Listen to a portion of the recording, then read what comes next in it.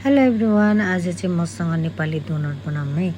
म चाहिँ नेपाली डोनट एकदम मजाले बनाउन सक्ने भएको छु। अहिले चाहिँ यो 1 कप दुधको मेजरमा मैले बनाउँदैछु। 1 कप दुधलाई चाहिँ मैले माइक्रोवेभ गरेँ, तातो छ। अनि 1 प्याकेट 1 सेसेट इस्ट हालेँ, अनि स्वादअनुसार चिनी, अलिकति नुन, अनि त्यसपछि चाहिँ मैले घिउ हालेर मजाले त्यसलाई चाहिँ पहिला सुरुमा इस्टलाई एक्टिभ हुनु दिएँ। अनि त्यसपछि पिठो हाल्दै घोल्दै गरेँ। पिठो चाहिँ अलिकति गिलो हुनुपर्छ। यो पिठो चाहिँ सेल्फ राइजिङ हो।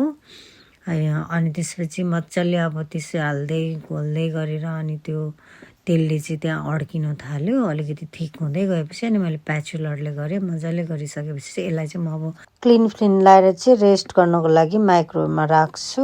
त्यसपछि निकालेर 2 घन्टाले एक्टिभ भएको हुन्छ है, फुलेको हुन्छ। अनि त्यसलाई फेरि अझै सेट गरेर चाहिँ फेरि पनि म गरेर चाहिँ राखेपछि चाहिँ फेरि फुल्यो। अनि त्यसपछि चाहिँ हातले नै बनाउँछु म चाहिँ फेरि है, बेल्नु मन लाग्दैन। हातले नै ठिक्कको सानो पातलो बनाउँदै यसरी तारेपछि चाहिँ एकदमै राम्रो हुन्छ।